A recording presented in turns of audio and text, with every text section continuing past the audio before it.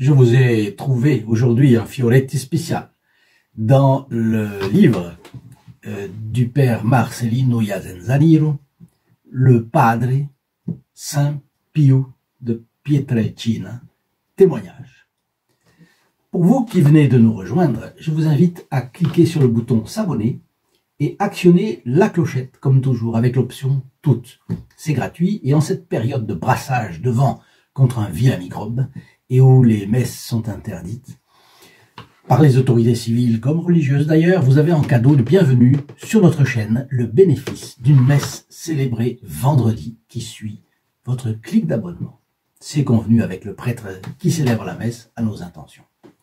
Et à vous qui n'avez pas encore reçu la photographie pleine d'expressions de notre Saint Padre Pio, je vous offre de la recevoir gratuitement aussi.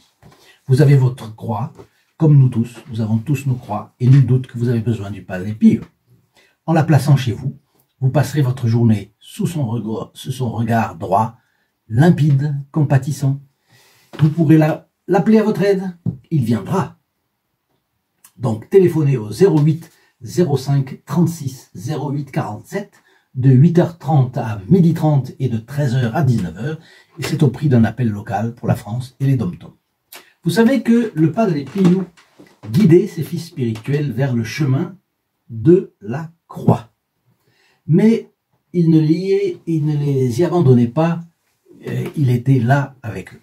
Maria Merla raconte un témoignage très curieux.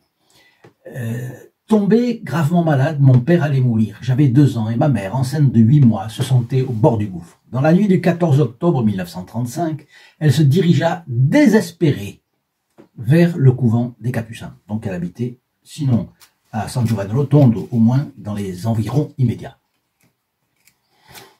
Il était déjà tard. Les premières ombres de la nuit descendaient sur le chemin, et celui-ci était escarpé et la faisait tomber. Elle tomba 2 fois. Pour nous, ces détails sont importants parce que même s'il y a des embûches, il faut avoir l'endurance et persévérer. D'ailleurs, notre Seigneur Jésus-Christ nous envoie le même message lors de sa passion.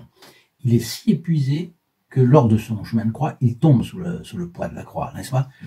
Et il trouve dans la prière l'énergie et la force de continuer. Contrairement à nos tendances, qui sont issus du péché originel, du péché actuel, et qu'est-ce qui se passe? À la première difficulté, on cale. C'est une contradiction, on s'énerve.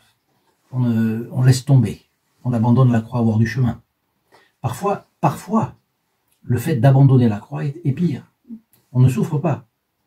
Mais dans la conscience, qu'est-ce que j'aurais pu faire avec la croix que j'ai portée? En arrivant sur la place de l'église, Madame Merla voit avec joie que la porte du couvent est encore ouverte. Elle entre et à sa grande surprise, elle aperçoit au fond du petit couloir le Padre Pio qui attendait. Il attendait quoi? Eh bien, il attendait elle. La pauvre femme lui baise la main et l'entend dire: « Que faites-vous à cette heure ici ?»« Padre Pio, mon mari est en train de mourir. » Qu'est-ce que va faire le Padre Pio?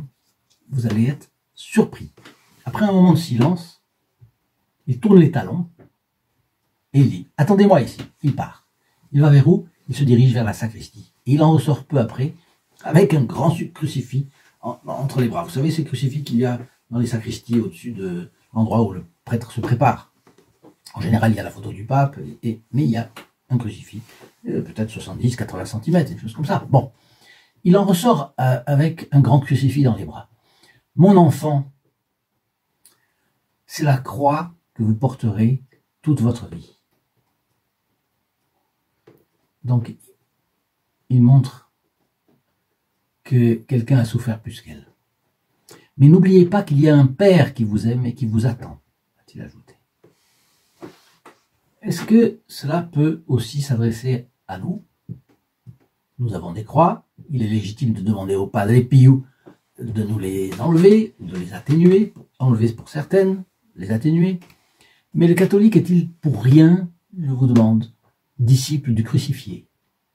Pensez-vous que notre maître soit passé par sa passion pour que nous vivions toute notre vie dans la tranquillité, le confort, les coussins, le coton, les pantoufles?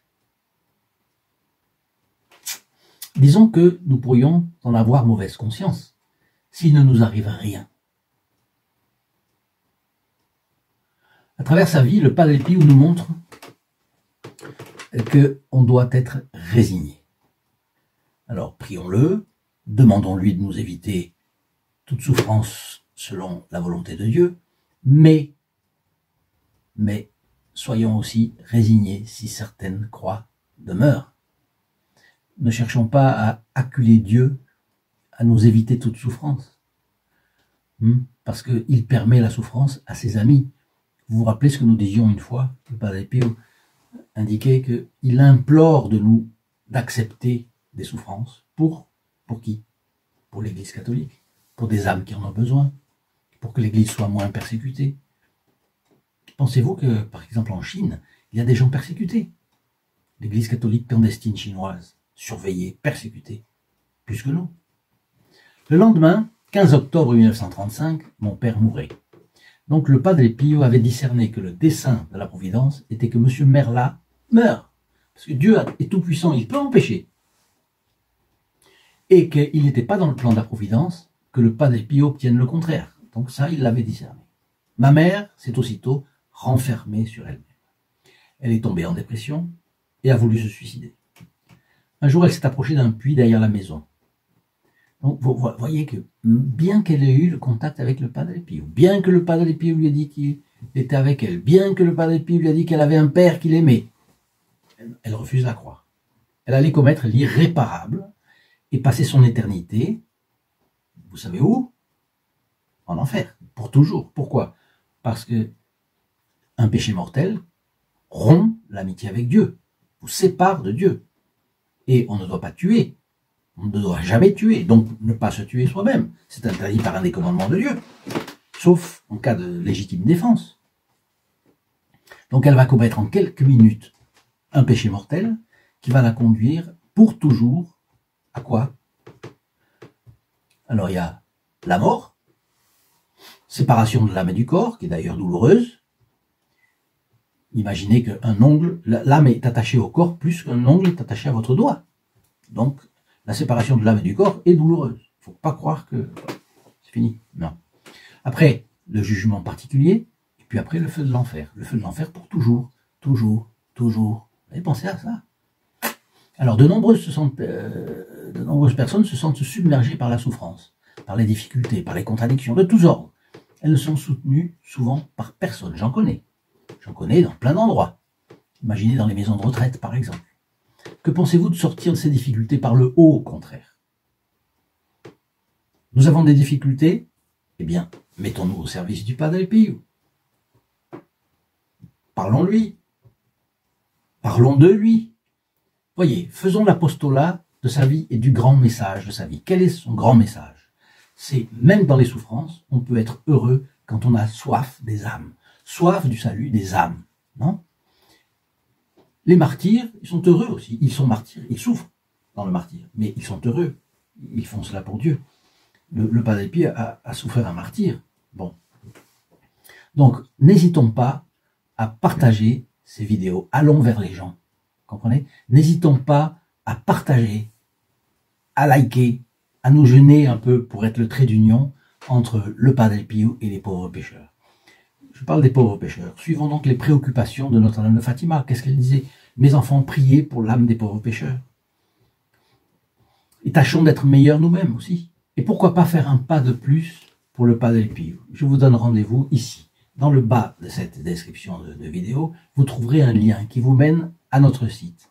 Et là, vous êtes facilement sur la page consacrée aux protégés du Padre Pio. Vous allez y voir les bénéfices qu'il y a à faire partie de ce groupe de privilégiés du Padre Pio. Et puis, suivez les inspirations qu'il vous donnera. Bon, Madame Merla. Madame Merla s'apprêtait donc à se jeter dans son puits quand elle a entendu une voix. « Eh, que faites-vous?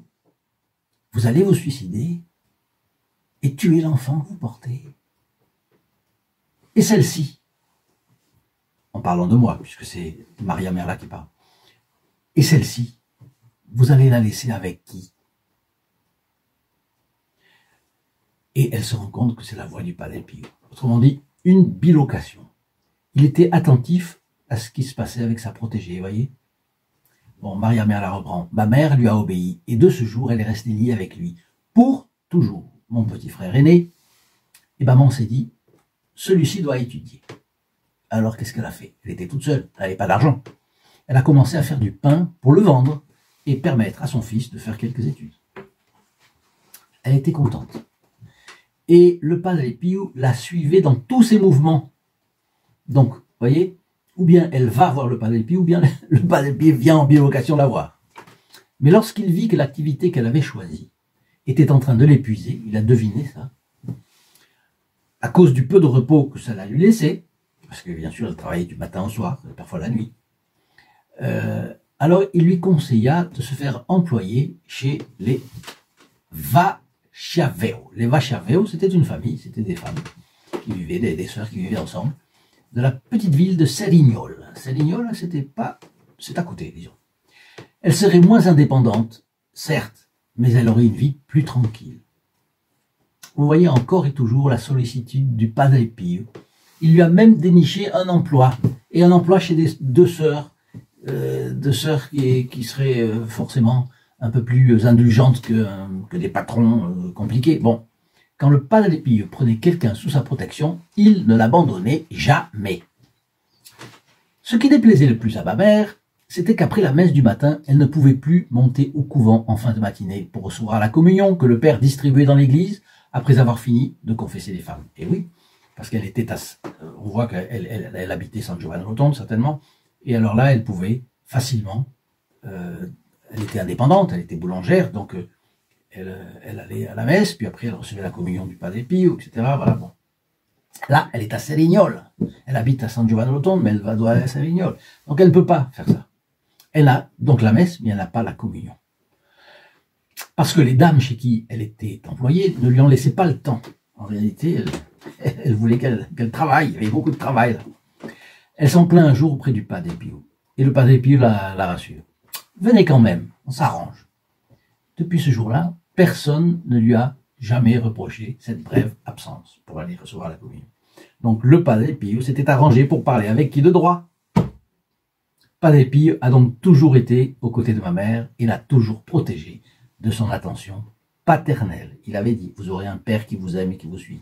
Vous voyez, c'est une jolie preuve que nous pouvons nous réfugier dans les pas du Padre Pio et lui demander son aide pour tout. Il sera avec nous pour tout. Si vous avez aimé cette vidéo, mettez votre like, mettez votre commentaire également s'il vous plaît, en n'oubliant pas de mettre la ville dont vous êtes. Comme ça, je peux vous situer un peu.